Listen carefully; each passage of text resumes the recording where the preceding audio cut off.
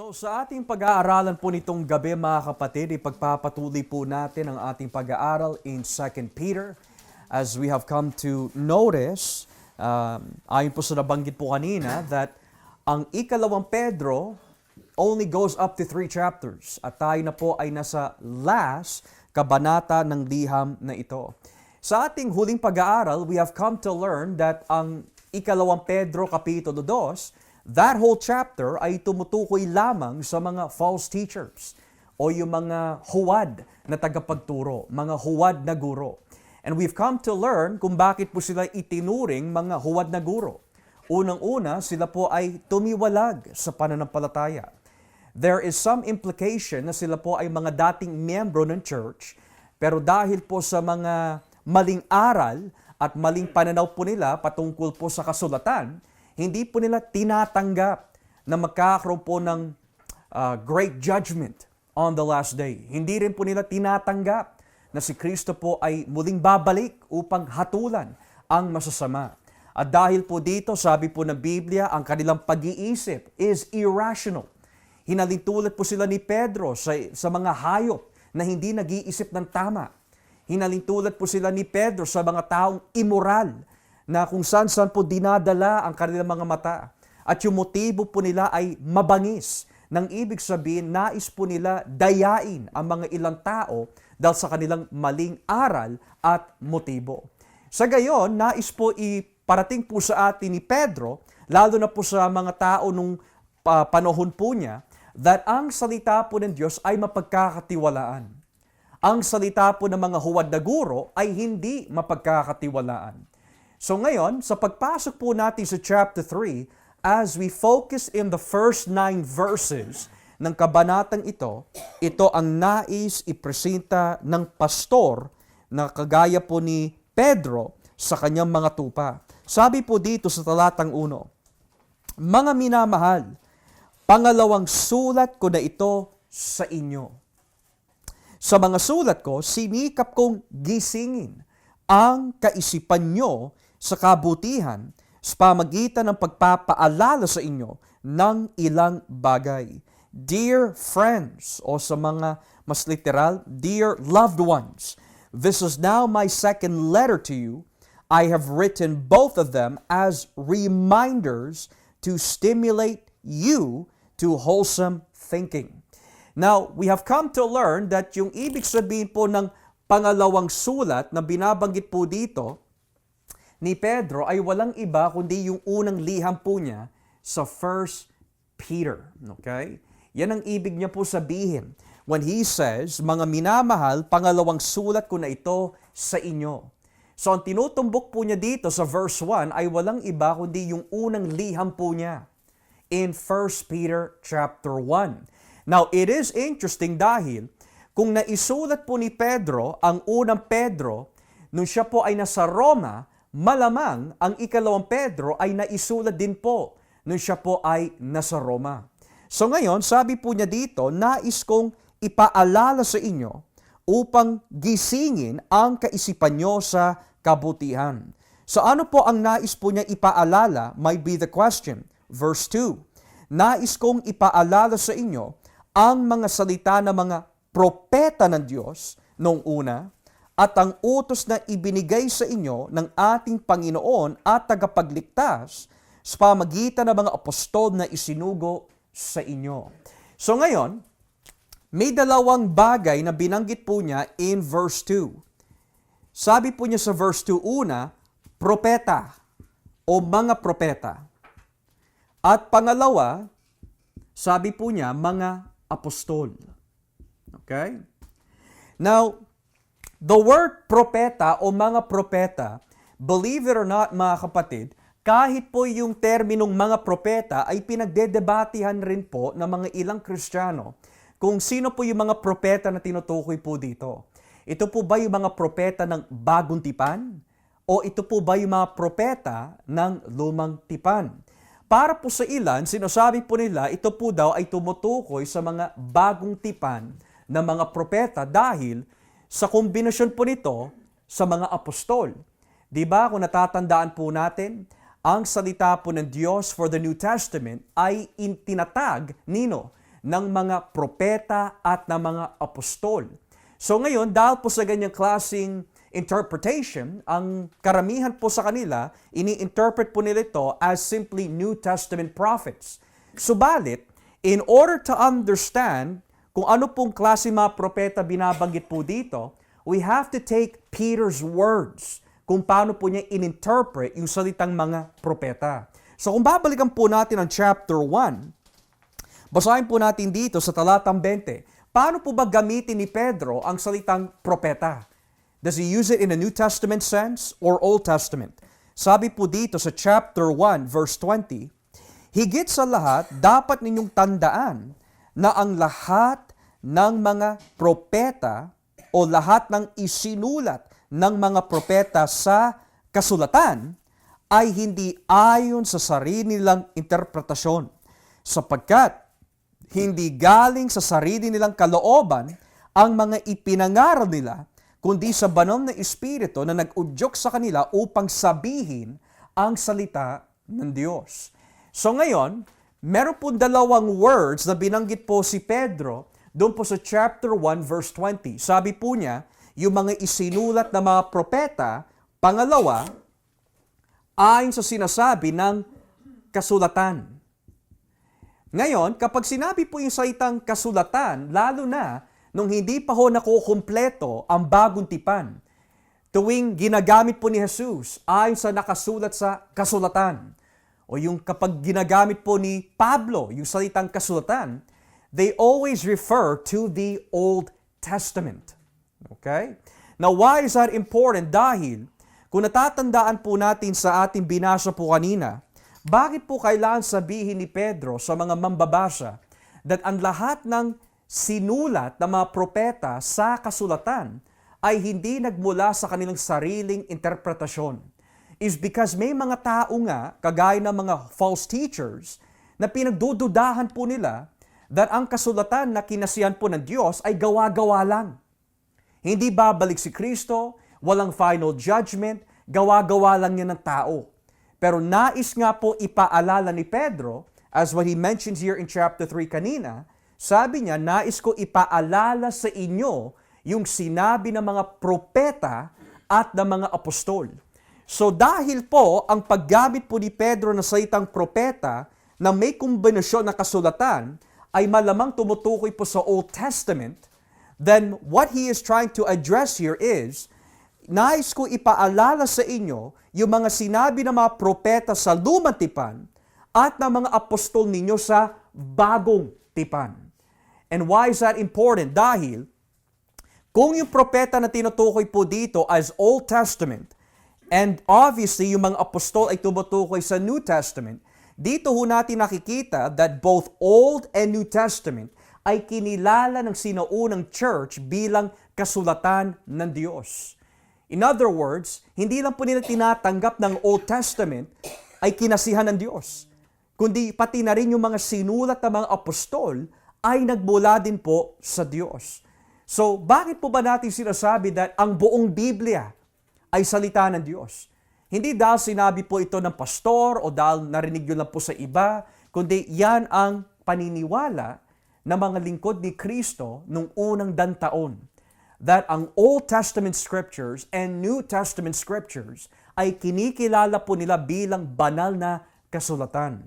Pero meron po siya binabanggit ho dito eh. Sabi po niya, nais kong ipaalala sa inyo ang mga salita ng mga propeta ng Diyos noong una. I want you to recall the words spoken in the past by the holy prophets. Now, here's the question. Marami ho sila na isulat eh. Marami po nasabi ang mga propeta. Alin dito ang nais ipaalala ni Pedro sa mga sinasabi ng mga propeta? Ano yung katuruan nila na nais po niya itumbok ho dito? Well, here is a quiz sa ating lahat. What was yung false teachings ng mga false teachers sa panahon po na ito? Jesus Christ was not what? He wasn't coming back. So ngayon, sabi po ni Pedro, I want to remind you, yung sinabi ng mga propeta noon patungkol sa pagbabalik ng Panginoon ay hindi lang nakasulat sa katuruan ng mga apostol, nakasulat din ito kahit sa Lumang Tipan. Kasi sa Lumang Tipan, dito po natin makikita yung dalawang pagparito ng Panginoon. Sa Lumang Tipan, makikita po natin that Jesus is coming in the flesh, Genesis 3:15. And dito din po natin makikita sa Lumang Tipan that babalik din po siya the second time na kung tawagin po minsan, the day of the Lord, ang araw ni Yahweh. So, tingnan po natin yung mga tinutukoy po ni Pedro dito na mga katuruan ng mga Old Testament prophets patungkol po sa pagdating ni Kristo in judgment. Simulan po natin dito mga kapatid in Jeremiah chapter 17. Isaiah chapter 13. Isaiah chapter 13. Simulan po natin dito in verse 6. Isaiah chapter 13, verse 6. Tignan niyo po ang nakalagay. Umiyak kayo dahil malapit na ang araw ng Panginoon, ang araw ng pagwawasak ng makapangyarihang Diyos. Wail, for the day of the Lord is near. It will come like destruction from the Almighty. Ngayon, kung ibababa po natin ang basa sa talata 9, inulit na naman. Verse 9. Makinig kayo, darating na ang araw ng Panginoon, ang araw ng kalupitan at matinding galit. Wawasakin ang lupain hanggang sa hindi na matirahan, at ang mga makakasalanang naroon ay lilipulin. See, the day of the Lord is coming, a cruel day with wrath and fierce anger, to make the land desolate and destroy the sinners within. So dito, malinaw, the day of the Lord is coming. It's not referring to His first coming, it's referring to His second. To which, sabi nga po ng mga false teachers, hindi siya babalik. Pero mismo nagpatotoo ang mga propeta sa Lumang Tipan. There is a second coming of this Messiah, na kung tawagin ang araw ng Panginoon. Ngayon, pagdating po sa Ezekiel chapter 30, basahin po natin. Ezekiel 30, talatang 3. Ezekiel 30, verse 3. Tignan niyo po. Sapagkat malapit nang dumating ang araw na iyon, ang araw ng paghatol ng Panginoon. Magiging maulap at madilim ang araw na iyon para sa mga bansa. For the day is near, the day of the Lord is near, a day of clouds, a time of doom for the nations. And then lastly, sa Joel chapter 1, basahin po natin. Sa Joel chapter 1, basahin po natin dito sa talatang 15. Joel 1, beginning at verse 15. Sabi po ng Biblia, Nako, malapit na ang araw ng pagpaparusa ng Panginoong makapangyarihan. Alas for that day, for the day of the Lord is near. It will come like destruction from the Almighty. So sa makatuwid, ano po ang nais ipaalala po ni Pedro sa mga mambabasa po niya na malamang nililin lang ng mga huwad na guro? Sinasabi po ng mga huwad na guro, hindi itinuturo ng kasulatan na babalik ang Mesiyas upang hatulan ang mga namumuhay sa kasamaan. There is no judgment. Wala yan sa Lumang Tipan. Pero sabi nga po ni Pedro, do you not remember yung mga itinuro ng mga propeta? And what do they all have in common? Ano po yung iisang mensahe nila Joel, nila Ezekiel, nila Isaiah? Ang araw ng Panginoon ay malapit na. Anong ibig sabihin po ng araw ng Panginoon? Depende po sa paggamit, pero usually, kapag judgment po ang konteksto at sinabi po araw ng Panginoon, ang ibig sabihin po niyan, the day of judgment. The day that God will judge the earth. which in this sense, the day that God will punish yung mga wicked doers. So may araw ng Panginoon for Sunday, the Lord's Day, pero may araw din ang Panginoon na tumutukoy po sa kanyang pagbabalik kung saan hahatulan po niya ang lahat ng masasama. Kaya minsan, yan po ay tinatawag in the Old Testament, apocalyptic literature. Kapag sinabi po apocalyptic, it means sa estilo ng pagkakasulat ng mga minor prophets, major prophets, tuwing nagbibigay po sila ng mga mensahe na may madilim na ulap, or may mga hatol, o may pagpaparusa na ibibigay ng Panginoon, yan po ay itinuturing po nila apocalyptic. At yung apocalyptic po na yan, may kombinasyon po ng judgment o araw ng Panginoon. So that being said, yan ang itinuturo ng mga propeta. At pagdating naman po sa bagong tipan, napakalinaw mga kapatid. Kahit po ang ating Panginoon Jesucristo mismo nagsabi, He will come back. He will return. Yan nga din po ang sinabi nila John, Lord Jesus, come quickly. So they understood Jesus Christ is coming back. So dahil yan po ang patotoo ng mga propeta at ng mga apostol, pagdating po dito sa talatang 3, tignan niyo po ang nakalagay dito in verse 3. 2 Peter 3 verse 3. Sabi po ni Pedro, una sa lahat, knowing first of all, dapat ninyong maunawaan na sa mga huling araw ay darating ang mga manlilibak at susundin ang masasama nilang nasa. Above all, you must understand that in the last days, scoffers will come, scoffing and following their own evil desires. Now, let's pause here for a moment. Okay? Chapter 3, verse 3. Okay?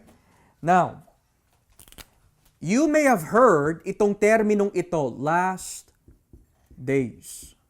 Okay? Yan ay usong-uso na ginagamit po ngayon. Halimbawa, nung panahon po ng mga Hudyo, bago po dumating yung Great Massacre, na kung tawagin po the Holocaust, nung nakikita po nila that yung mga Germans, kagaya po nila Hitler, ini-invade po nila ang mga Jews o yung mga Hudyo. Ang sabi po ng karamihan po sa kanila, nako, we are in the last days. We are now in the last days. Habang, nung dumating po yung tinatawag na year 2000, nagkaroon po ng isang rumor, yung Y2K bug. So ngayon, ang mga tao ay bumili po ng mga gas propane, bumili po sila ng maraming tubig kasi Y2K po daw. So sabi po ng ilan, nako, we are in the last days. And then recently, maririnig din po natin, nako, yung mga AI, artificial intelligence, talagang dito na yung last days. Nagsimula na ang last days. Pero biblically speaking, mga kapatid, kapag sinabi po yung salitang last days, ito po ay tumutukoy to the ascension of Christ. Okay? Hanggang to the final judgment. Okay?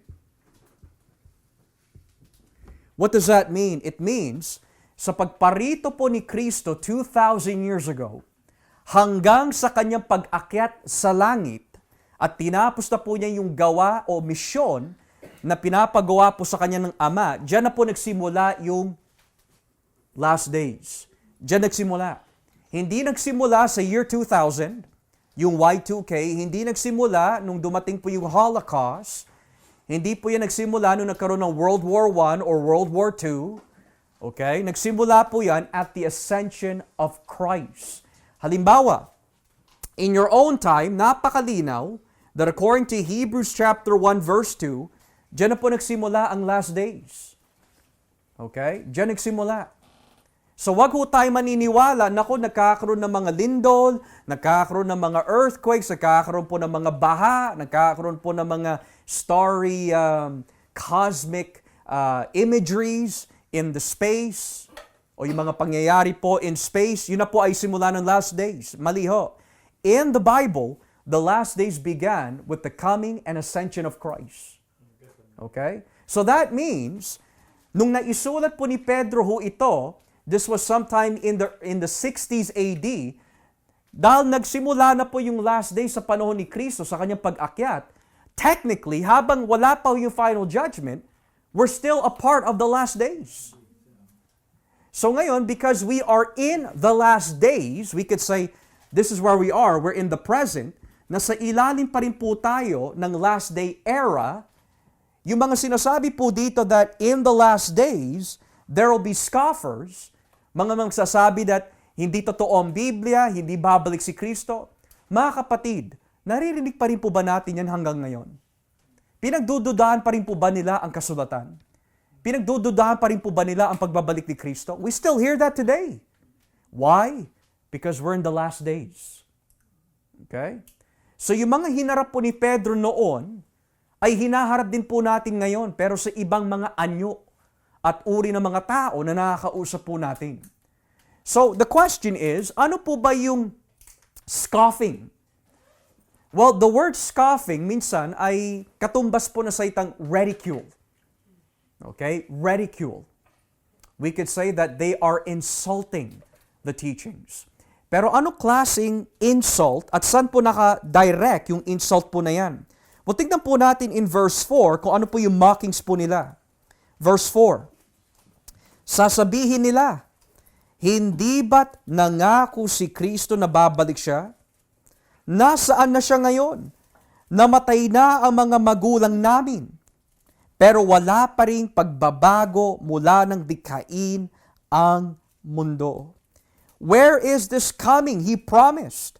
Ever since our ancestors died, everything goes on as it has been since the creation or beginning of creation. Now, we are in the last days, pero ayon po sa mga huwad na guro, this is their argument. Where is the promise? At ano po ang basihan po nila? Oras. Yan ang basihan po nila, oras. So, oras from where? Well, sabi po nila, unang-una, they are going backwards. Sabi po nila, since the beginning of creation. From creation, all the way to the Old Testament fathers or patriarchs, na kung tawagin sila Abraham, Isaac, Jacob, etc., hindi pa daw bumabalik ang Panginoon for judgment. Okay? Well, teka lang, saan natin mababasa in creation na itinuro po ni Moises na may darating upang parusahan ang kasamaan? Well, we can say that since creation is in Genesis, the closest example we have is Genesis 3:15. Ang unang propesiya ng Diyos. Now, it is interesting kasi, ang Genesis 3:15, we can say, tumutukoy po ito, at least in the first instance, sa unang pagparito ni Jesus. Kasi sa unang pagparito po niya, hanggang sa kanyang pag-akyat, nilupig po niya si Satanas Tinalo niya Pero dahil hindi pa ho siya bumabalik the second time for final judgment, ang huling kalaban na kailangan po niyang talunin ay kamatayan. So, we could say that Genesis 3:15 has been partially fulfilled in the sense ang kamatayan ay hindi pa nilulupig pa. But when He comes the second time, yung kabuuan ng Genesis 3:15, referring to Satan, sin, and death, will be fully realized at His second coming. So we could say that yung binabanggit po dito, mula po sa panahon ng mga fathers, hanggang to creation, yung mga ipinangako po nila, yung mga sinabi po nila from that period of time, hindi pa nangyayari. So, kung tama po ang calculation po dito, marami pong mga eskolar nang nagsasabi that from creation, base po sa calculation sa panahon ni Adan, yung edad po nila hanggang sa ating kasalukuyan, they would say that, sabihin na po natin about year 6,000. Okay? 6,000 BC. Hanggang to the Old Testament fathers all the way to our present time, that is 2000 AD, we could say that in its entirety, or rather 4,000, in its entirety, kung i-combine po natin yung sum po niyan mathematically, you have 6,000 years na hindi pa siya bumabalik. Yan ang nais nilang i-argue sa mga iglesia. They're saying, from creation, 4,000 BC, hanggang sa panahon ni Kristo, hanggang sa panahon ng mga Old Testament fathers, which 2,000 years have now come, hindi pa bumabalik si Jesus. Hindi siya bumabalik. Minsan yan din po ang naririnig po natin sa ating kasalukuyang panahon, mga kapatid. Namatay na yung mga ninuno ko, namatay na yung tatay ko, namatay na ito, namatay na yan. Lahat sila nangaral na babalik si Kristo, babalik si Kristo, babalik si Kristo. Pero bakit wala pa siya? Well, makikita po natin yung mga ilang rason kung bakit pa ho siya hindi bumabalik. Kasi kung babalik po siya on our time, at natagpuan niya ho tayo na hindi pa nagsisisi o sumasampalataya sa Kanya, we're not gonna like it. Okay? So ngayon, look what it says here in verse 5. Sinasadya nilang kalimutan ang katotohanan na nilikha ng Diyos ang langit sa pamagitan ng Kanyang salita. Now, bago ko po ipaliwanag ho ito, nabanggit ko po sa inyo kanina that in the last days, may mga tao na nagsasabi, hindi babalik, hindi babalik, hindi babalik. Ang tagal na yung propesiya na yan, hindi pa natutupad. Okay? Well, hindi lang po yan ang problema under the New Testament. Pati na rin po yung mga propeta sa lumang tipan, yan din po ang kanilang hinarap. Nang ibig sabihin, yan din po ang katwiran ng mga nakalaban ng mga propeta noon patungkol po sa kanilang mga propesiya. Nang ibig sabihin, kung babasahin po natin saglit ang Jeremiah chapter 17, tignan niyo po yung daing ng mga tao sa mga propeta. Dahil nagpahayag ang mga propeta patungkol po sa propesiya na binigay sa kanila ng Diyos, pero sila po ay ayaw maniwala. Jeremiah 17, beginning at verse 15. Jeremias 17, talatang 15. So tignan niyo po yung daing ng mga ayaw sumampalataya. Sabi po dito, Jeremiah 17 verse 15, sinabi po sa akin ng mga tao, nasaan na ang mga sinabi ng Panginoon? Bakit hindi pa rin ito nangyayari ngayon? In English, they keep saying to me, where is the word of the Lord?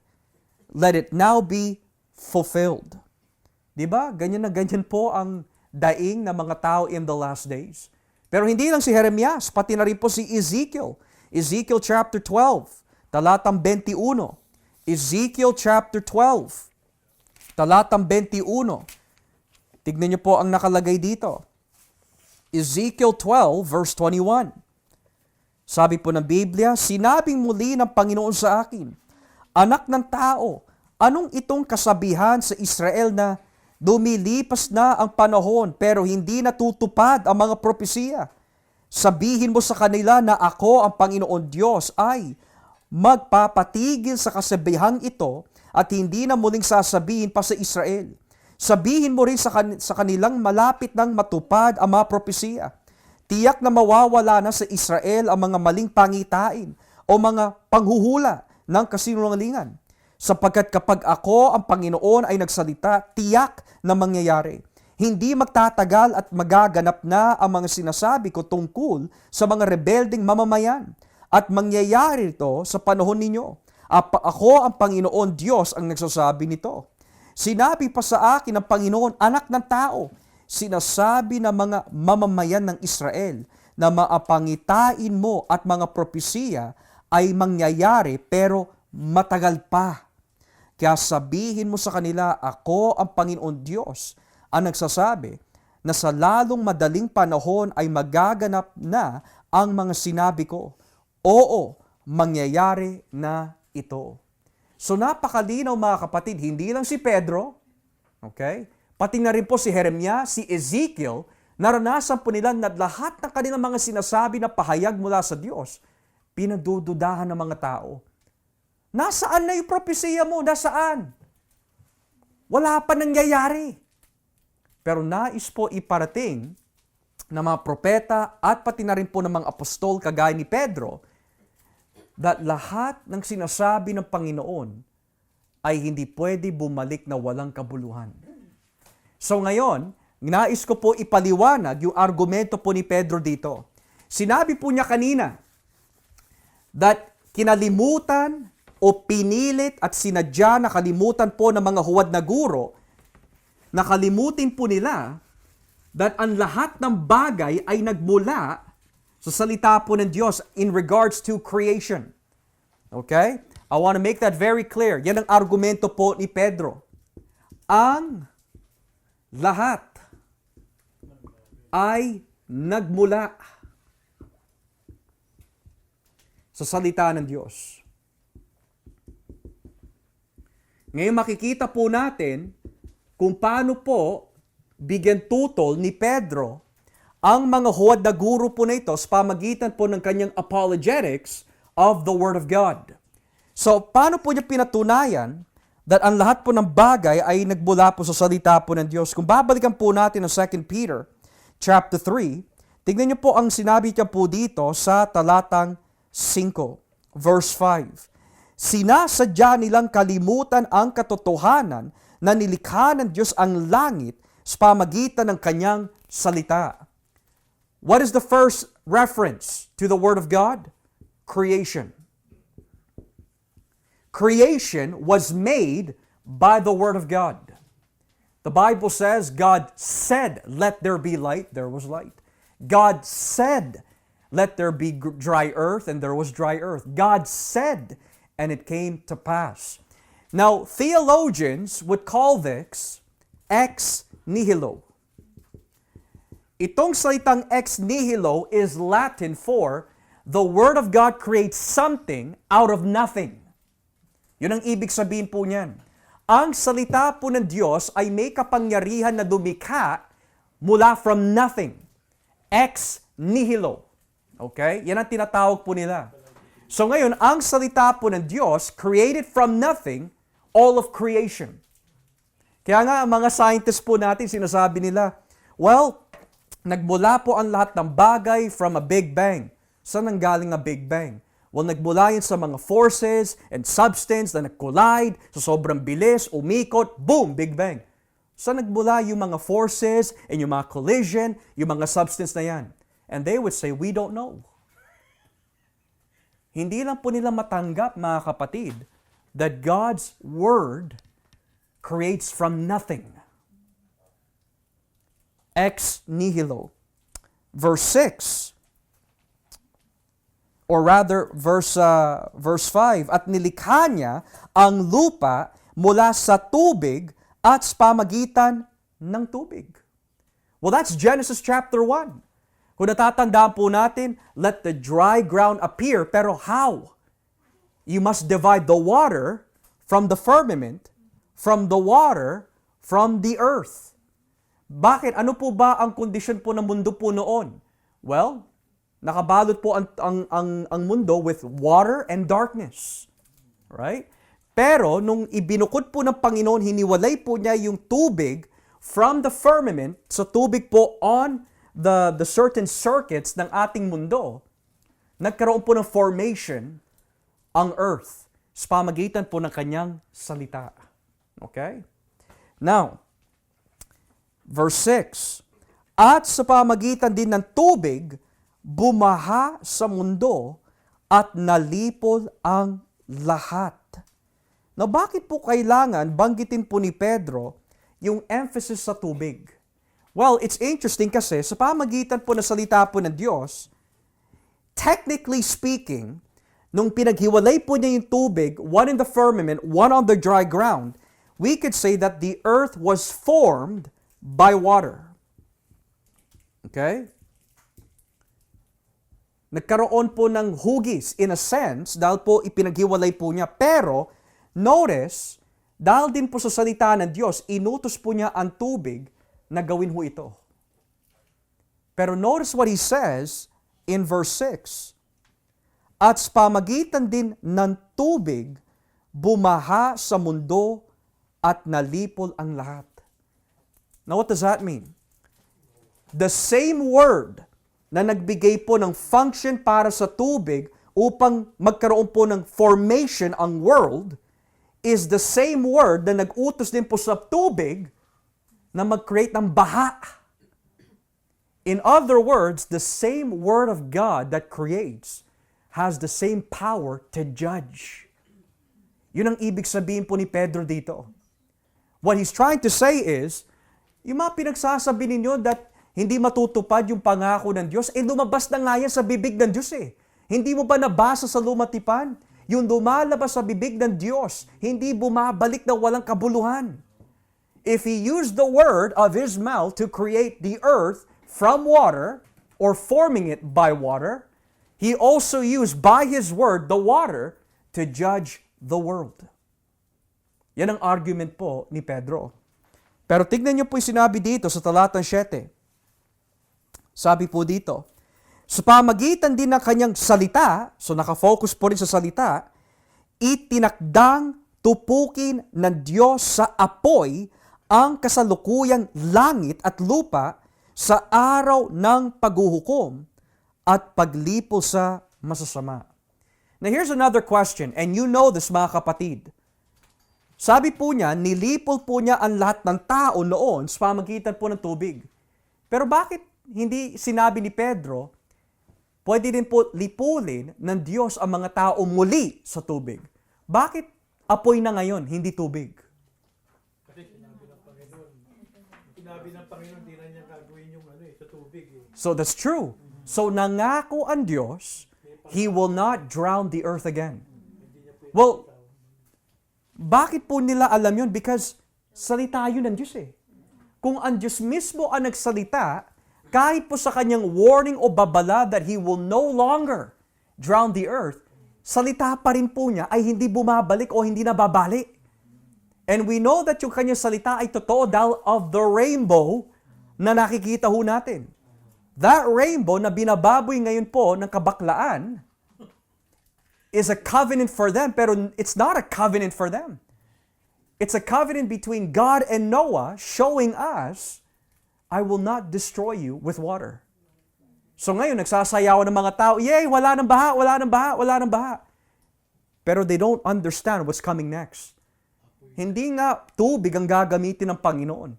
Apoy naman for the next time. So ngayon, yung apoy na binabanggit po dito, ano ho itsura niyan? Let's go to Revelation chapter 20. Revelation chapter 20. At basahin po natin dito sa talata 9. Revelation 20, verse 9. Kakalat sila sa buong mundo at paliligiran nila ang kampo ng mga banal at ang pinakamamahal na lungsod. Pero pauulanan sila ng Diyos ng apoy mula sa langit at mamamatay silang lahat. At si Satanas na dumaya sa kanila ay itatapos sa lawang apoy at asupre na siya ring, pinagtapunan ng halimaw at ng huwad at sinungaling na propeta. Magkakasama silang parurusahan at paghihirapan araw-gabi magpakailanman. Now, what we see here, again, is apocalyptic. Which means, meron pong nais ipresenta sa pamagitan po ng illustration po na ito. And that is, at the coming of Christ, sabi po ng Biblia, He is going to devour the earth through fire. Now, ito po ang tanong dito eh. Sa pagbabalik po ni Kristo, sabi ng Biblia, siya mismo ang papatay sa kasamaan. Pero bakit dito sa Revelation 20 nakalagay, bababa ang apoy o galit ng Diyos upang patayin ang lahat ng kasamaan? Sa ano ba talaga, si Kristo ba o yung apoy? We can say mga kapatid, they paint the same picture. Which means, ano po ba yung lumabas sa bibig ni Kristo in Revelation 19? Espada. Ano po ba nilalarawan ng espada? Judgment. Well, sinasabi din po ng Biblia, God is a consuming fire. Kung si Kristo po ay Diyos, He is also consuming fire. So yung apoy na binabanggit po dito na magkakaroon po ng cleansing of evil is the return of Christ hanggang sa great white throne judgment. Okay? In other words, the same Word of God na nagbigay creation, the same Word of God that formed the earth by water and drowned all men by water, is the same Word na nangangako, hindi ko kayo lulunurin this time, pero may itinakdang panahon that you will be destroyed by fire. Pero kailan? Kailan po yung apoy na yon na binabanggit po ng Biblia? Kailan mangyayari yon? So ipagpatuloy po natin 2 Peter chapter 3 verse 8, talatang 8. Kailan po mangyayari yung apoy o yung galit ng Diyos o yung araw ng Panginoon na kung tawagin? 2 Peter 3 verse 8. Ngunit, huwag sana ninyong kakalimutan, mga minamahal, na sa Panginoon walang pinagkaiba ang isang araw sa 1,000 taon. Para sa Kanya, ang mga ito ay pareho lang. Now, yung tutol ng mga huwad na guro is coming. Alright? Yan ang tutol po nila. Tutol ng mga huwad na guro. Okay? Ano po tutol nila? Coming. Hindi babalik si Kristo. Okay? And judgment. Walang judgment, walang coming. Now, here's my question. When we talk about the word coming, ang pagbabalik ni Kristo, ano po ang madalas na pinagdedebatehan po ng mga Kristiyano?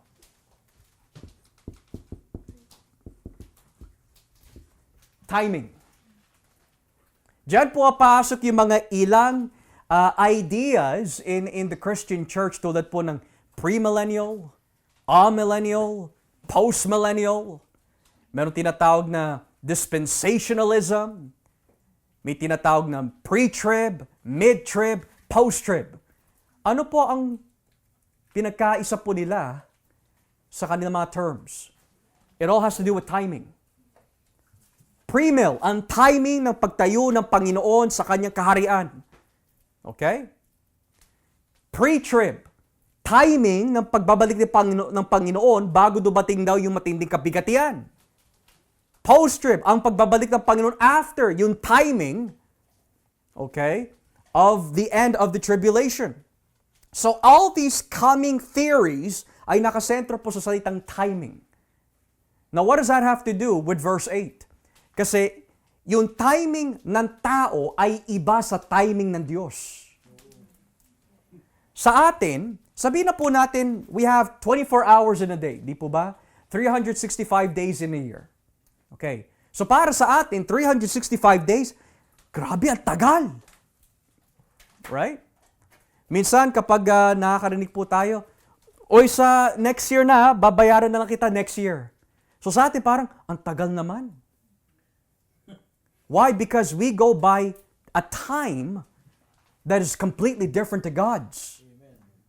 So if one day is 24 hours, para sa atin parang ang tagal. Pero biro mo, from the time of creation hanggang sa panahon ni Kristo, ilang thousands of years na ang lumipas. So nagsasabi po, yung mga nagtututol, ang bagal naman, wala pa siya. Kailan siya babalik? Nasaan? They're going by their timing. Pero sabi ng Panginoon, ang 1,000 taon sa tao ay parang isang araw lang sa akin. So we have to understand yung distinction po dito. Yung tutol ng mga huwad na guro ay nakabase sa kanilang timing. Pero ang salita ng Diyos ay hindi sumusunod sa timing ng tao. Sumusunod po yan sa timing ng Diyos. Lalo na kapag binasa niyo po ang Book of John, ano po yung madalas na binabanggit po ni Kristo? In John 2, nung kinausap po siya ni Maria, sabi niya, anak, do this, do that. Pero ano sabi po ni Kristo? Woman, what is my business with you? My time has not come. Or yung mga panahon na nais po siya kunin ng mga Pariseo, pero hindi siya magalaw. Dahil sabi ng John, hindi pa dumarating ang kanyang oras. Pero when he starts to pray in John 17, sabi niya, Ama, dumating na ang oras. So iba yung timing ng tao sa timing ng Diyos. Okay? So ngayon, why is verse 8 important? Because Peter, humuhugot po siya muli sa lumang tipan. Where do we find in the Bible that 1,000 years is like one day to the Lord? We find this in Psalm chapter 90, verse 4. Psalm 90, verse 4. Diyan po natin makikita. Ngayon, ang tanong, ano po ang konteksto po niyan? Well, basahin po natin. Psalm 90, verse 4. Okay? Psalm 90, verse 4.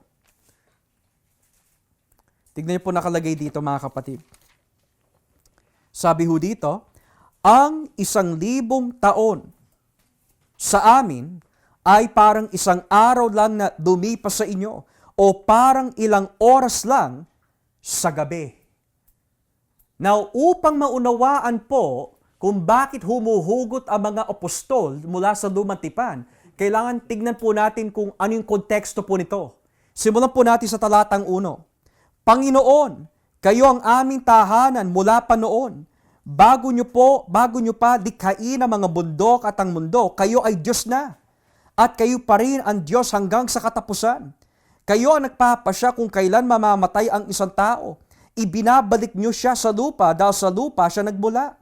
Ang 1,000 taon sa amin ay parang isang araw lang na lumipas sa inyo o parang ilang oras lang sa gabi. Winawakasan nyo ang aming buhay na parang isang panaginip na biglang nawawala o parang ding damong tumutubo at lumalago sa umaga. Ngunit kinahapunay natutuyo at nalalanta. Dahil sa iyong galit, kami ay natutupok. Sa tindi ng iyong puot, kami ay natatakot. Nakikita nyo ang aming mga kasalanan. Kahit na ang mga kasalanang lihim namin ginagawa ay alam ninyo. Totoo, sa galit nyo kami ay mamamatay. Matatapos ang aming buhay sa isang butong hininga lang. Ang buhay namin ay hanggang 70 taon lang. O kung malakas pa ay aabot ng 80 taon. Ngunit kahit ang aming pinakamagandang mga taon ay puno ng paghihirap at kaguluhan, talagang hindi magtatagal ang buhay namin at kami ay mawawala. So ano po ang konteksto ng Psalm 90? The eternity of God and the temporality of man. Yun ang konteksto ng Psalm 90. So bakit ngayon ginamit ni Pedro ang Psalm 90? Is because this is what he's trying to say. Yung mga nagdududa, yung mga tumututol na ang Diyos ay hindi babalik, your timing is different from God.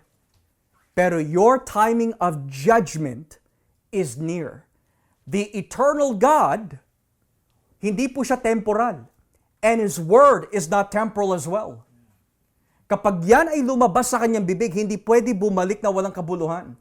In other words, kayo mga tumututol that I'm not coming, kayo tumututol na walang judgment, malapit na kayo malipol ng Diyos. Dahil sinasabi ninyo, matagal pa, pero in God's timeline, malapit na. But when is He coming back? We don't know. We do not know. Pero gayon pa man, we can say we do not know when He's coming back. Pero here's another question. O nga no, parang almost 6,000 years, 4,000 years, ilang thousands of years na nangako ang Diyos, hindi pa siya bumabalik.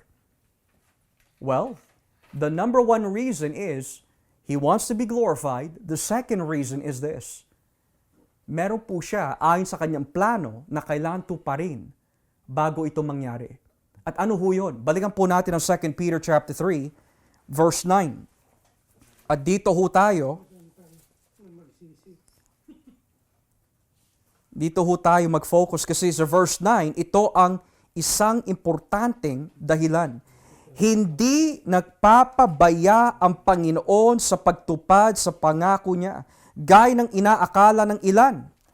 Ang totoo, binibigyan lang niya ng pagkakataong magsisi ang lahat sa mga kasalanan nila dahil ayaw niyang mapahamak ang sinuman. Now, I want you to look at this. Ang sabi po sa ASND, this is very important kasi when you start doing comparisons of translations, you will notice a difference here. ASND has magsisi ang lahat. Now, may babasahin po ako sa inyo.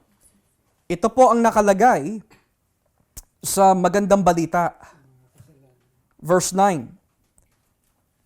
Sa Magandang Balita translation po ito, tignan niyo po nakalagay ho dito.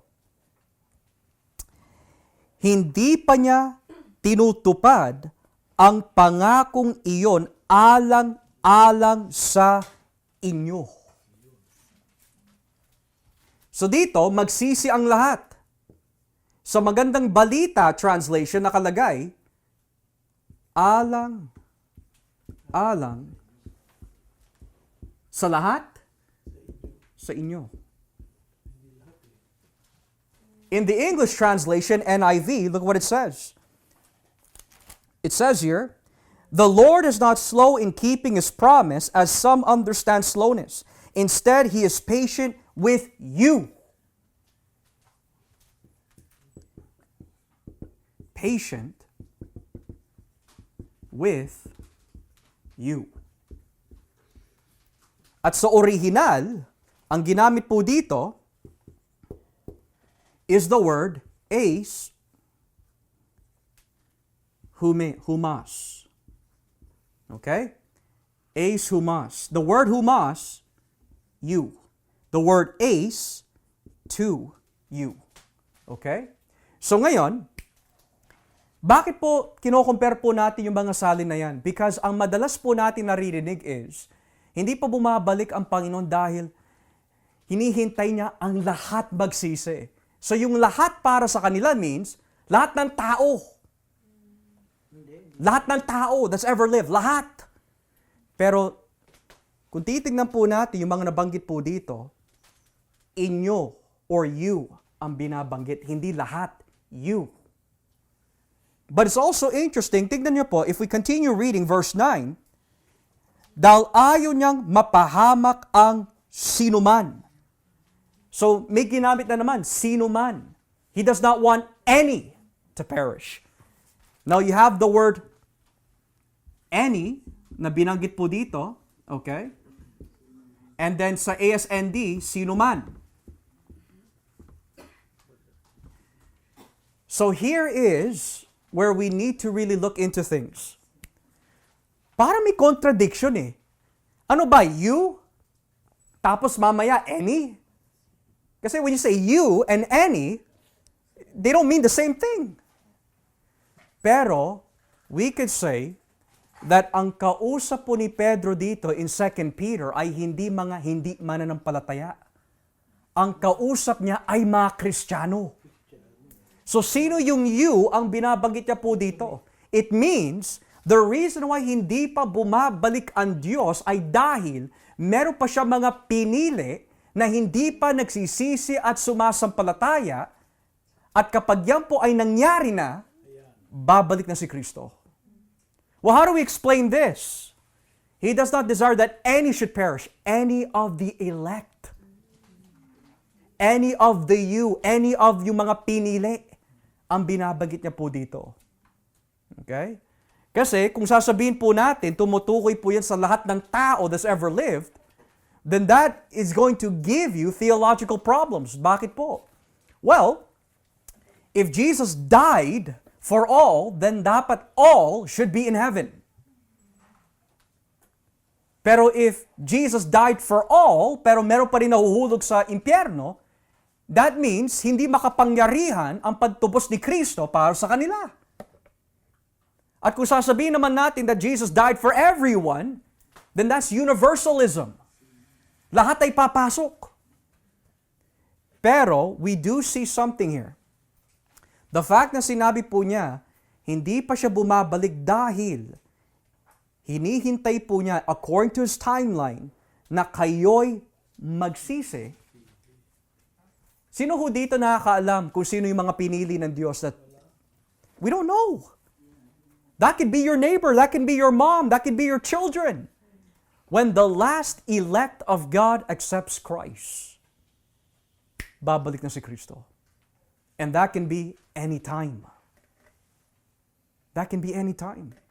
Di ba exciting yun mga kapatid? For 2,000 years of New Testament Christianity, nagliligtas ang Panginoon na marami mga pinili ho niya, and we don't know at any time the last elect could respond tomorrow, next week, tonight, and then we will be raptured. Be given a glorified body. At babalik na si Kristo. Pero hindi pa ho natatapos dyan. Here's another tension.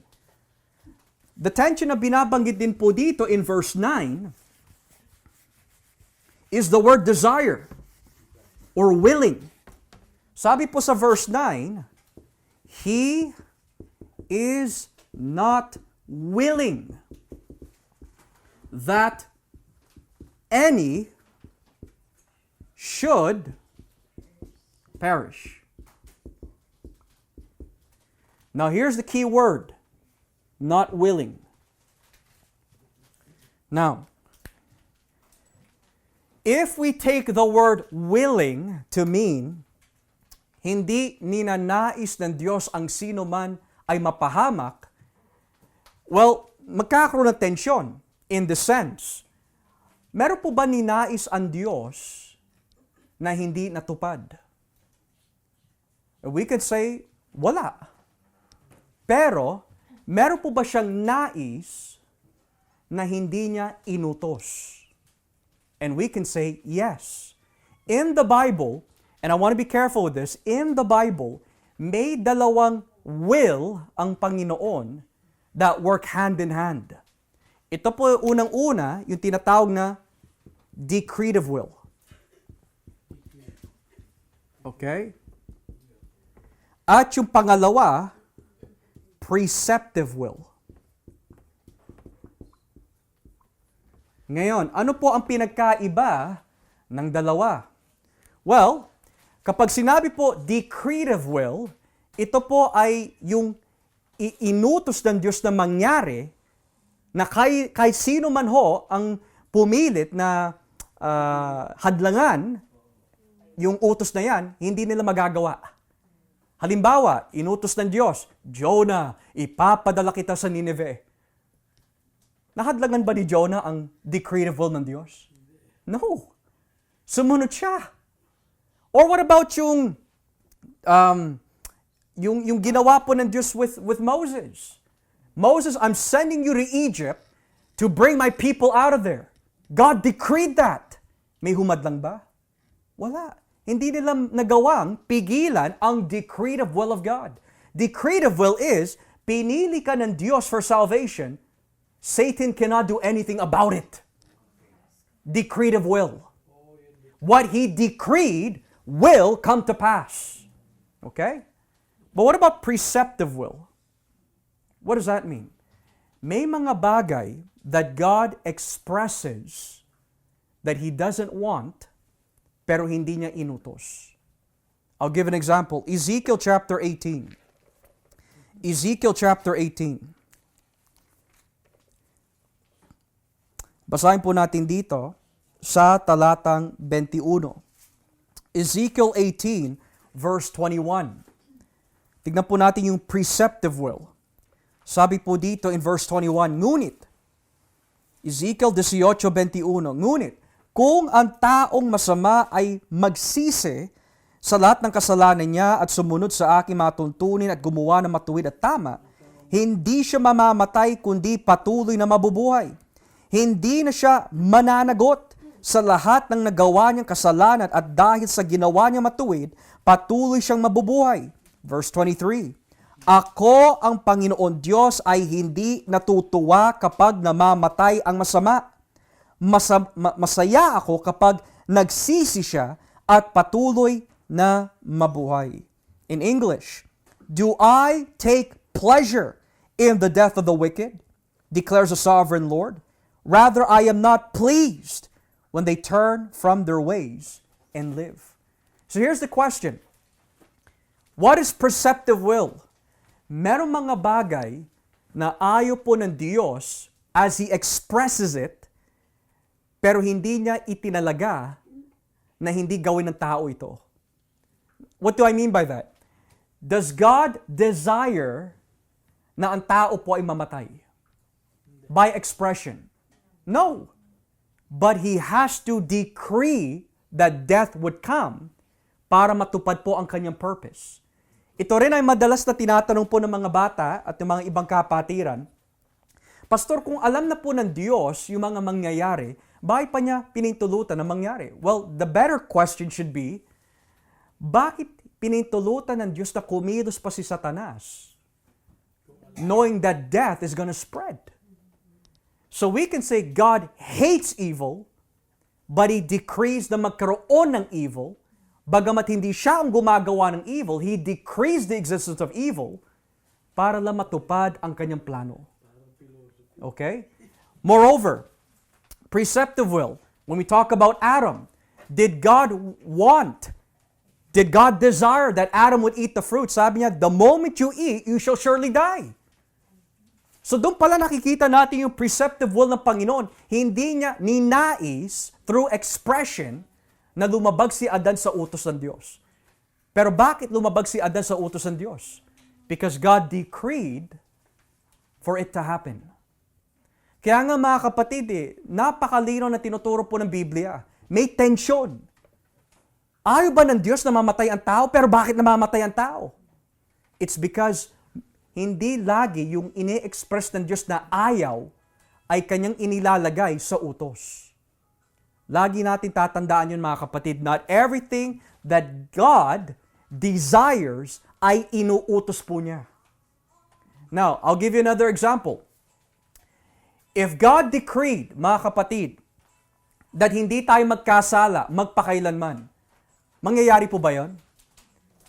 Yes. Kasi dinecree niya eh. Ngayon, kapag ninais po ng Diyos na huwag tayo magkasala, pero hindi niya inutos na tayo ay magkasala, magkakasala pa rin tayo. Kasi hindi niya itinalagay. So yan po ang difference between decretive and preceptive will. Okay? So ngayon, when the Bible says, binibigyan lang niya ng pagkakataon magsisi ang lahat sa mga kasalanan nila o sila dahil ayaw niya mapahamak ang sinuman, we can say, God decrees that yung mga maliligtas is the elect. But God's desire, we could say, is that none would perish. Pero, even though God desires that no wicked person would perish, He doesn't decree. He only decrees yung mga pinili lang niya ang hindi mapapahamak. Ngayon, before we come to a close, kung ninais ng Diyos ang lahat ay maliligtas, hindi natin makikita ang galit ng Diyos sa kasalanan. Kung wala naman siya ililigtas, hindi natin makikita ang kanyang pagmamahal at kabutihan. Ngayon, kung may ililigtas siya at meron po siya hindi ililigtas, balanse. We see the mercy of God. We see the righteousness of God. We see the grace of God. We see the justice of God. So in short, sa buod, what can we learn from 2 Peter 3 verse 1 to 9? Ang salita po ng Diyos ay mapagkakatiwalaan. Bagamat sa ating timing, medyo matagal, sa timing ng Diyos, hindi matagal. Bukod pa ho dito, dahil ang salita po niya ay nagbigay ng buhay ho sa atin, at nakita po natin ang bunga po niyan, then we must believe, mga kapatid, that kapag nangako ang Panginoon sa pamagitan ng kanyang salita na siya'y babalik, babalik at babalik siya. Pero, ayon po sa kanyang decretive will, meron pa mga pinili na kailangan magsisi. At kapag sila'y nagsisi, babalik na ang Panginoon. So wag natin paniniwalaan, naku, nagbabagsakan na yung mga bituin, nakakaroon na ng mga meteorites. Eh, ilang thousands of years na nangyayari yan eh. Hindi yun ang basihan. Ang basihan is, when the elect comes to Christ, then He will come. Darating po siya bilang magnanakaw sa gabi. That can be tomorrow, that can be tonight, that can be next week. We don't know. Sa gayon, Pastor, how should we live then if we don't know? Mamuhay po tayo na may takot sa Diyos. Ang mga ito hindi natatakot. Ang mga ito, wala silang pakialam, matagal pa, matagal. Di ba yan ang katwiran minsan ng ating laman? May next week naman eh. May next week. Lagi natin yung sinasabi, may next week. Pero hindi natin alam, mga kapatid, Jesus Christ can come back very soon. We never know. Baka pagkatapos po nito, boom, bumalik na ho siya. Kaya no wonder why sinabi ni Santiago, huwag tayo maging mayabang na sasabihin natin, next week na lang, hindi natin alam ang pwede mangyari sa kinabukasan. Jesus Christ is coming again. Let us live godly for the Lord. That being said, for those who have questions, Brother Joel, now is the time to ask your Can question. you give us a perceptive will sa Bible para... Yung Ezekiel 18 kanina ho. Hindi. Decretive will, sabi mo yun eh. Opo, pero yung pinaliwanag ko po na Ezekiel 18, preceptive will yun. Yung decretive will is Ephesians 1. Oh. Okay? Preceptive will, Ezekiel 18. Okay? Yeah. Okay? Yeah. So lagay nyo po, decretive will, Ephesians 1, lagay nyo po Ephesians 1, verses 3 to 14. Okay? Isusulat ko na lang ho dito, Tito, para Ephesians 1, 3 to 14. Okay? Pagdating po sa preceptive, Ezekiel 18, 23. Okay? Mga halimbawa lang ho yan. Para at least meron kaming Okay? binabatihan. Okay? Eh yung bang Pastor, yung sinabi ng Panginoon na not my will but your will be done is decretive will. That's the decretive will of God. So the preceptive, that's a good example. The preceptive will is Christ, He has a will where He's expressing bilang tao yung kanya nararanasan. But the decretive will is not my will, but your will be done. Kasi dinikri na ng Diyos yun eh.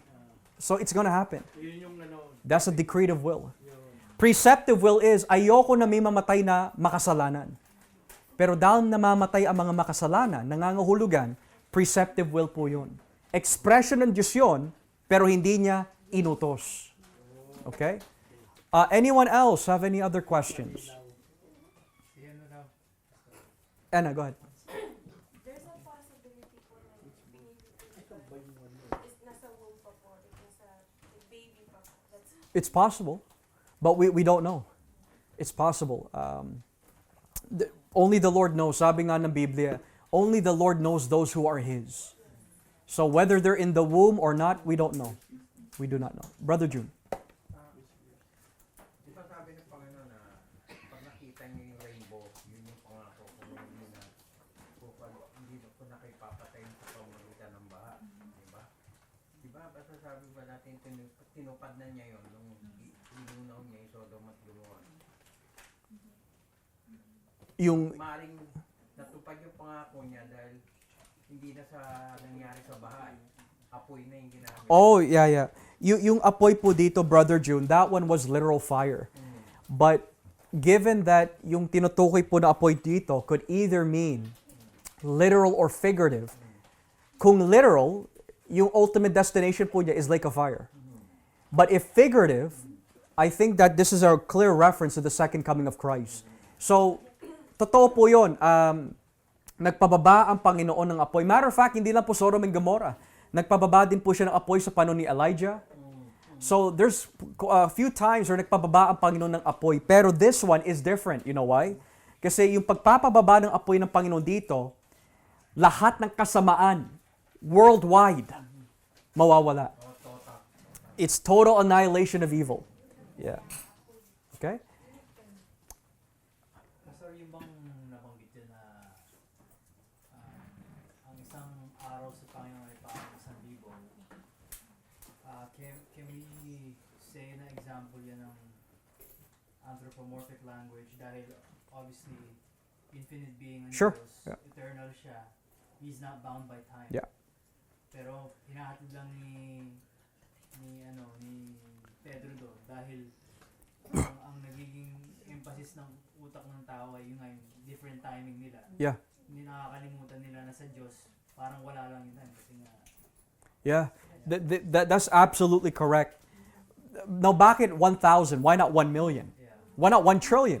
Is because the word 1,000, or minsan kung tawagin po kilya, yan po yung sa kanilang kultura po noon, was understood to be the longest time. 1,000. Halimbawa, and he will reign for us. The word 1,000 there, sa kanilang panahon, simply means a very, very infinite long time. Okay, so sa ating kultura, we would say, oh, never in a million years. Or a billion. Pero ang ibig sabihin po talaga natin doon is not literally a million, kundi expression ng long time. Right? So, yung salitang 1,000 sa panahon po nila Moses, sa panahon po nila Kristo, sa panahon po ng mga apostol, that was a saying in those days that meant a very long time. Okay? So, sa ating panahon, if we think it's literal, we have to be careful kasi tuwing ginagamit po yung salitang 1,000, most of the time ginagamit po yun sa mga apocalyptic literature. So, sa Revelation, binanggit 1,000. So kung kukunin po natin literal yon, kailangan din natin kunin yung espada na lumalabas sa bibig ni Kristo bilang literal din. Kailangan din po natin tignan yung ahas na may mga ilang sungay bilang literal din. So 1,000 is another picture, tulad na sinabi ni Bayaw, it's anthropomorphic o salitang makatao para maunawaan lang natin of a very long period of time. Okay? Anyone else have any questions? Brother June? So parang anthropomorphic yung sabi ni Lord, hanggang kailan ako magpapatawad. Sabi ni Pedro 7. No. Yes. Yes. So numbers play a huge part of significance. If I'm not mistaken, meron din na binabanggit po sa Genesis 4 nung si Cain ay tinatakan. Yeah. That ang sino man gagalaw sa kanya, paparusahan po sila ng 70 times or something along those lines. So that's a number of a very significant amount. Yeah. Okay? Anyone else po have any questions? Related, unrelated po sa ating mga... Yeah, Anna? Nabanggit niyo po kanina, Pastor, kapag po okay na po yung mga elections po, mga elect po, you mentioned the word rapture. So, ano po yung... Ano ibig sabihin ng rapture? What I mean by rapture ay hindi kagaya ng rapture na inaano ng mga kapatid natin na dispensationalist. Just to be clear, thank you for bringing that up. I don't want to create any confusion sa ating eschatology. Okay? When we say the word rapture, okay, the word rapture comes from the Latin rapturo or raptura. Okay? In Greek, the word rapture is harpazo. Okay? And what rapturo, rapture, and harpazo all mean is caught up. Or taken strongly. Now, natatandaan niyo po yung salitang no one can snatch them out of my hand. That's harpazo. Or yung sinabi that may mga hireling na umalis and then the sheep were snatched by the wolves. Harpazo dun. Or yung sinabi ni John the Baptist, even the kingdom of heaven till now is taken by violence. taken, harpazo din ang ginamit. So, the word harpazo is a very strong verb, which means to be taken up. Pero when we use the word rapture, in our modern sense, lalo na dito sa Winnipeg, kapag ginamit po yung salitang rapture ng mga dispensationalists,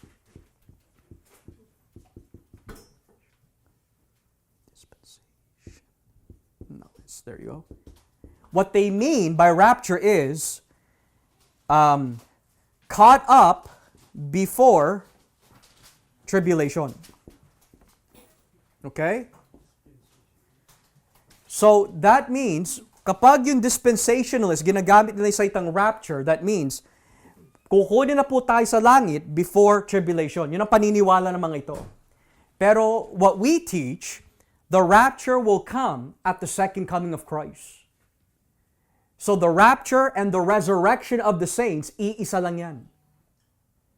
Kasi sabi ni Pablo and the dead in Christ will rise, and we which are alive and remain shall be caught up, harpazo. So the rapture, the resurrection are one. Okay? Second coming, rapture, resurrection of the saints, iisa lang yan. Okay? So physical resurrection, tinutukoy ko kapatid, not first resurrection. First resurrection is speaking more about yung, or at least yung resurrection spiritually, ay tumutukoy sa regeneration or born again experience. Okay? So we had a spiritual resurrection dahil itinuring tayong mga patay noon . But when we talk about rapture, this is physical. Okay? Physical yung tinutukoy dito. Okay? Anyone else, Brother June? You have a question po? Okay. Anyone else have any questions related or unrelated po sa ating mga napag-aralan? Brother Ray? Ano ko lang, Pastor, kung si Jesus is 100% God, 100% human, tapos yung sinabi niya, hindi niya alam yung the time is yung the right time kung kailan yung babalik. How is it na nakakapag ano siya ng miracle kung limited yung ano niya? Sure. Pag-human niya, tapos nakakapagkasal siya ng demon. Yeah. Well, that's a very good question. We could say that sabi ng Biblia that sa iisang persona ni Kristo, He has two natures, both divine and the human. Nung siya'y nagkatawang tao, hindi niya ginamit ang kanyang divine powers. But the Bible says, bago siya na magsimula sa ministeryo, nung siya'y binautismuhan, bumaba ang Espiritu Santo sa kanya. So as a man, he was depending on the power of the Holy Spirit. But as God, never nawawala yun. Hindi lang niya ginamit ang kanyang God powers. A good example of this, Brother Ray, is, di ba, pinaligira sila ng mga temple guards in Matthew. Sabi ni Kristo, huwag kayong mag-alala. Do you not know that I can bring down 72 legions of angels? So there is prescriptive, pero not decretive. Right? He could, but he didn't. He humbled himself. So we see a good example of that. Pangalawa, everything that Jesus knew ay yung kalooban lamang ng Ama.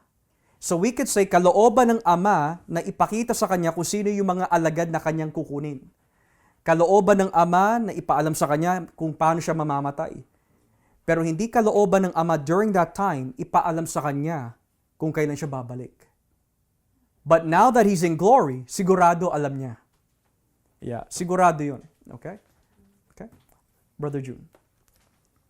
Pastor, hindi ko kasi masyadong naiintindihan yung, or hindi ko masyado siguro na-study. Lahat ng sinabi lang ni Kristo gumagaling, o kaya hinipo gumagaling. Pero meron siyang bulag na nilagyan niya ng putik, ginamit niya yung kanyang laban. Pero hindi pa rin, malabo pa rin yung mata. That's in Mark, yeah. Yeah. Tapos ginalaw niya ulit, doon na nakakita. What's going on? Well, what I can do, Brother June, I'm just basing this off of memory lang. There have been certain studies on that when He spit on that man, or He gave mud on that man's eyes, it was in the area of Jericho. So, it wasn't until he took them out where the man started to see. Now, that's one theory. The second theory is the man's own unbelief. Kasi doon sabi niya, I see men like trees walking. Right? But I do want to look into that more, just to give you a much more accurate ano. I'm just giving you something that I can recall by memory lang on what I've read. But I want to be able to give you a much more better answer po doon. Okay? Anyone else have any other questions? I would like to also correct something bago po tayo magtapos mga kapatid. This is not about our lesson, kundi yung sa fellowship po kagabi. Because nagtanong po si Bayaw about mourning and dancing. So, yung nasabi ko po na teksto is Isaiah. Yung nasa isip ko was completely different sa binabanggit pala ni Bayaw. So, I want to show you something dito sa Isaiah chapter 61. And magkahawig kasi yung mga tekstong ito.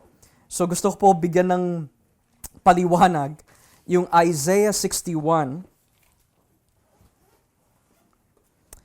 Beginning at verse 3. Isaiah 61 verse 3. Okay? So sabi po dito, sinugo rin niya ako para ibalita na ngayon na ang panahon na ililigtas ng Panginoon ang kanyang mga mamamayan at parurusahan ang kanilang mga kaaway. Sinugo rin niya ako para aluin ang mga nalulungkot sa Zion. Nang sa ganoon, sa halip na maglagay sila ng abo sa kanilang ulo bilang tanda ng pagdadalmahati, maglalagay sila ng langis o koronang bulaklak sa kanilang ulo bilang tanda ng kaligayahan. Sila'y magiging parang matibay na puno na itinanim ng Panginoon at kikilalanin sila mga tao matuwid sa ikakalulhati ng Panginoon. So, in verse 3, so we can English, it says here, to bestow on them a crown of beauty instead of ashes, and the joy of oil instead of mourning, and a garment of praise instead of a spirit of despair. So ang sinagot ko po doon sa katanungan po ni Brother Edward was that he was asking bakit nakalagay yung mga salitang mourning and dancing. Can we still apply that? Ang sinagot ko is Isaiah 61 kasi in my thinking, dahil magkahawig po yung dalawa, I thought what he meant was Isaiah 61.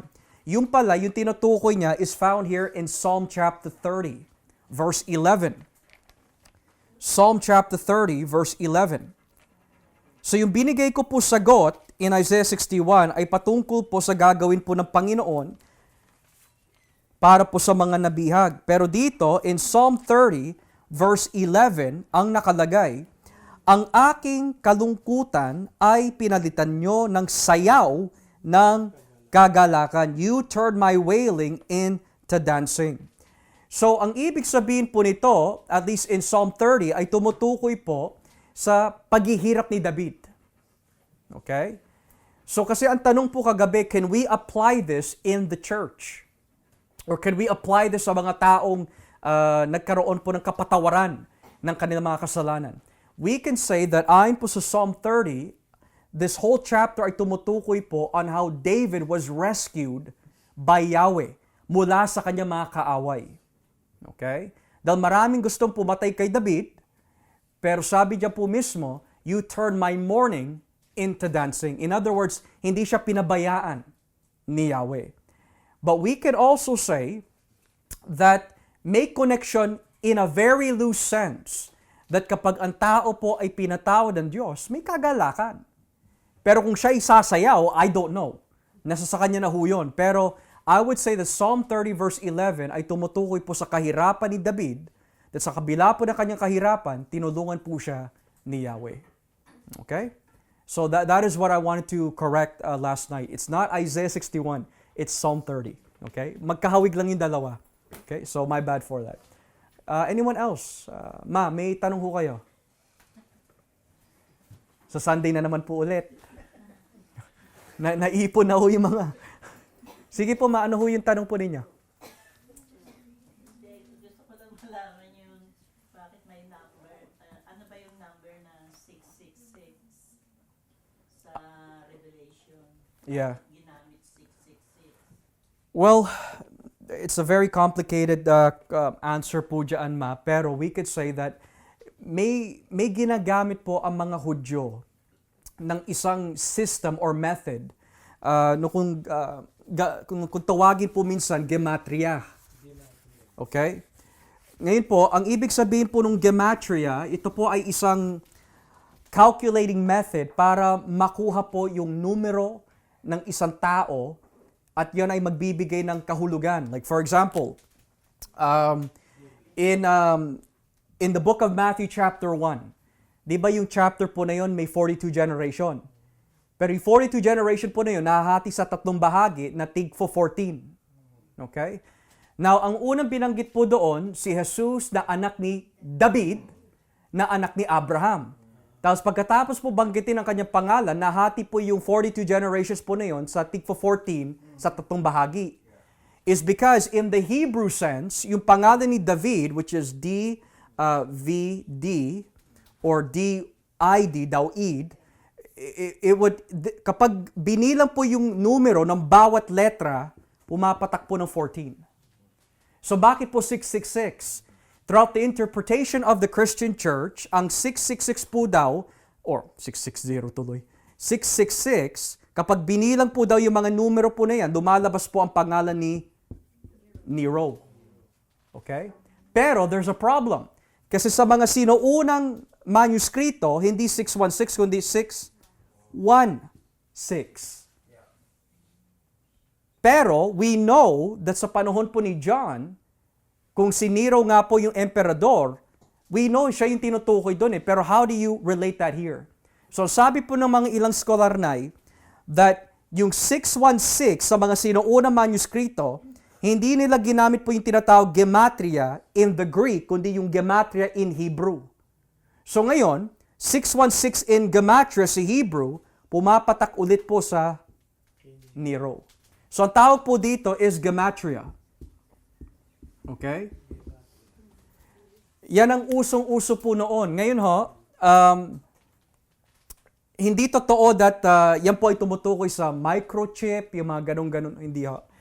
The reason why 6 is because man was made on the 6th day.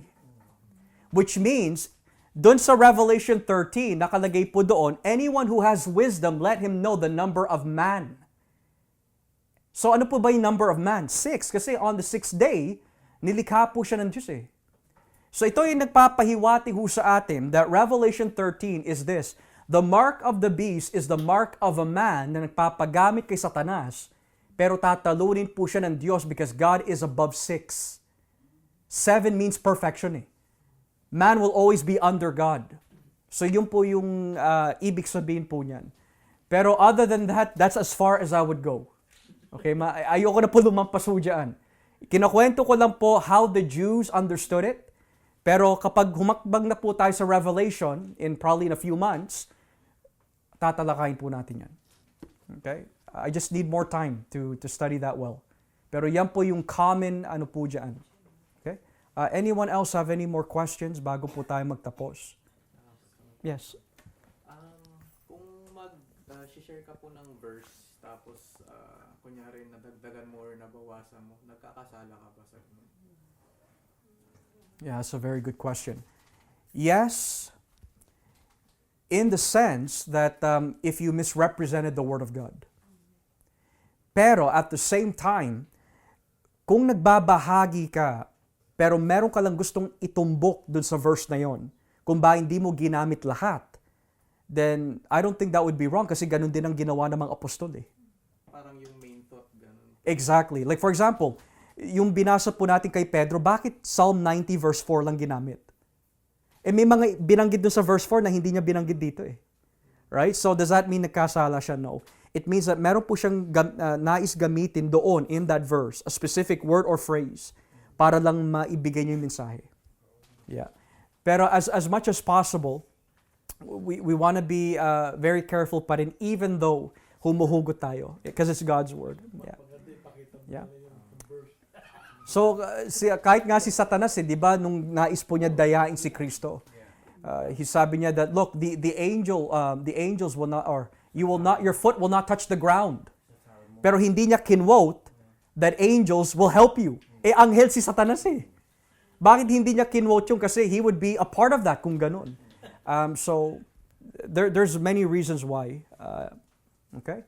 Anyone else po before we give our doxology? Yes, sige ha. Balik yung kay Balaam naman, Pastor. Kasi naisip ko lang dun. Kasi di ba pagan siya?